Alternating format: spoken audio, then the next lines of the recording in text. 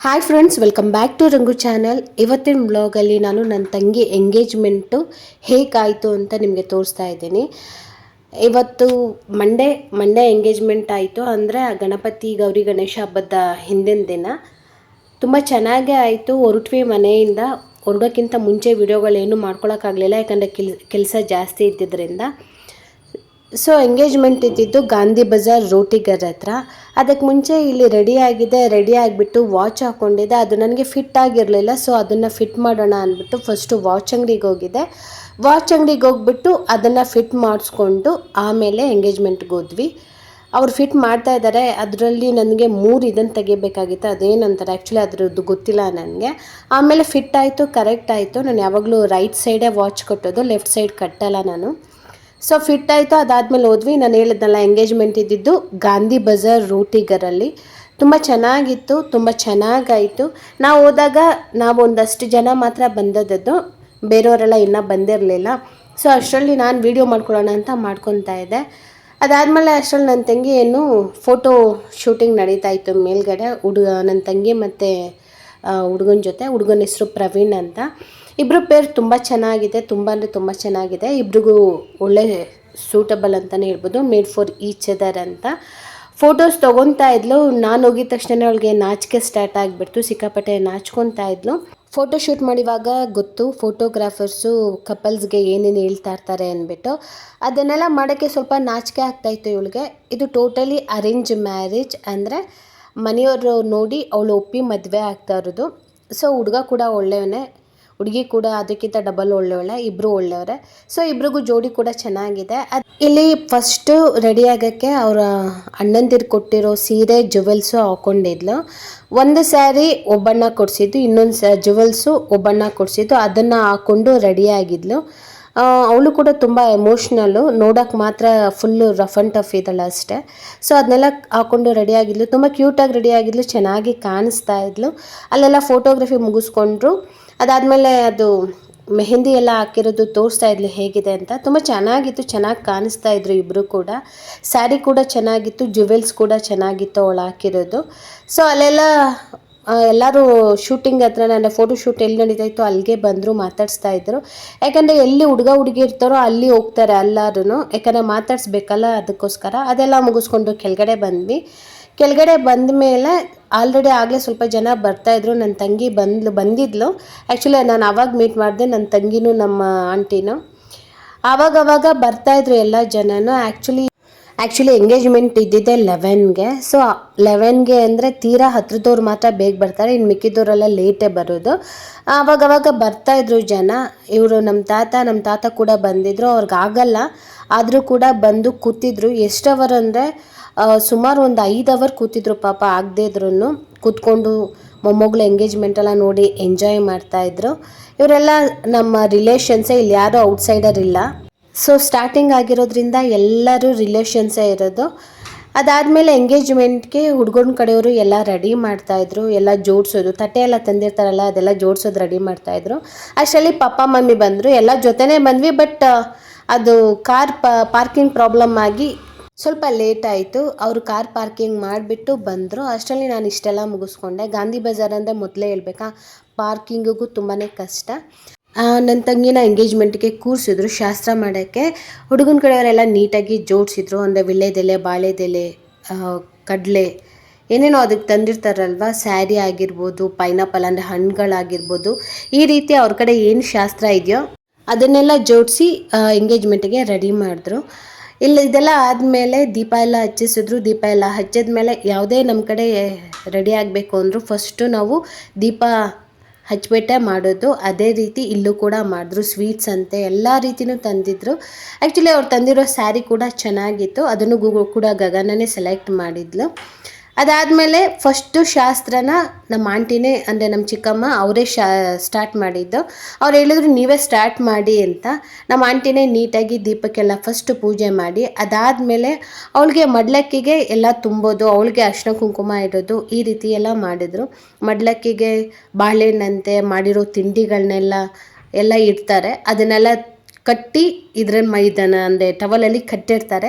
ಇದನ್ನು ಮದುವೆಯಲ್ಲೂ ಮಾಡ್ತಾರೆ, ಎಂಗೇಜ್ಮೆಂಟಲ್ಲಿ ಕೂಡ ಈ ರೀತಿ ಮಾಡ್ತಾರೆ.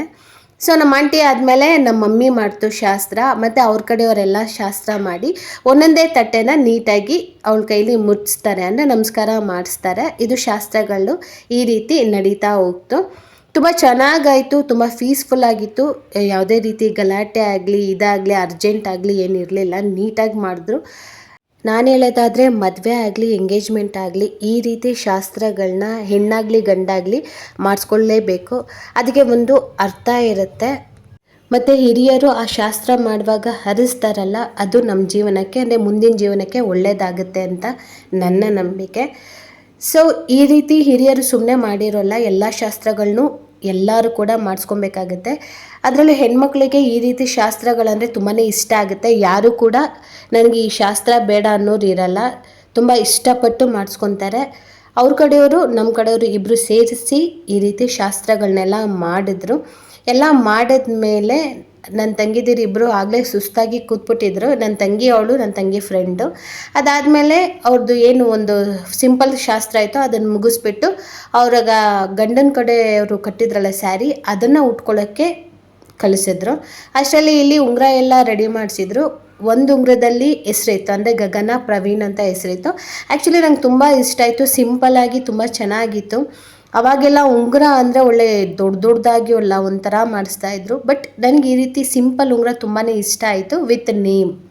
ಅದಾದಮೇಲೆ ನನ್ನ ತಂಗಿ ಬಂದು ಗಂಡನವ್ರು ಕೊಟ್ಟಿರೋ ಸೀರೆನ ಉಟ್ಕೊಂಡು ಬೇರೆ ಜುವೆಲ್ಸ್ ಎಲ್ಲ ಹಾಕ್ಕೊಂಡು ರೆಡಿ ಆಗ್ತಾಯಿದ್ರು. ಈ ಜುವೆಲ್ಸ್ ಕೂಡ ನನ್ನ ಏನು ತಮ್ಮನೇ ಕೊಡಿಸಿರೋದು, ಅಂದರೆ ಅವರ ಹುಡುಗಿಯವರ ಅಣ್ಣನೇ ಕೊಡಿಸಿರೋದು.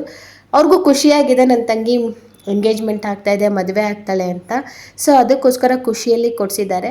ಎಲ್ಲ ಮೇಕಪ್ಪು ನಮ್ಮ ಆಂಟಿನೇ ಮಾಡ್ತಾಯಿದ್ದಿದ್ದು. ನಮ್ಮ ಆಂಟಿ, ನನ್ನ ತಂಗಿ, ಅವ್ರ ಫ್ರೆಂಡೇ ಮಾಡ್ತಾಯಿದ್ದಿದ್ದು ಸ್ಯಾರಿ ಎಲ್ಲ ಉಡಿಸಿ. ಅದಾದಮೇಲೆ ಜನ ಬಂದುಬಿಟ್ಟಿದ್ರು, ಅವ್ರು ಕೂಡ ಕರೀತಾಯಿದ್ರು, ತುಂಬ ಲೇಟ್ ಆಯಿತು ಬನ್ನಿ ಅಂತ. ಗೊತ್ತಲ್ವ ಸ್ಯಾರಿ ಉಡಿಸಿ ಜುವೆಲ್ಸ್ ಎಲ್ಲ ಚೇಂಜ್ ಮಾಡೋಷ್ಟರಲ್ಲಿ ಎಷ್ಟು ಟೈಮ್ ಆಗುತ್ತೆ ಅಂತ. ಸೊ ಬಂದು ಎಂಗೇಜ್ಮೆಂಟ್ ಸ್ಟಾರ್ಟ್ ಆಯಿತು.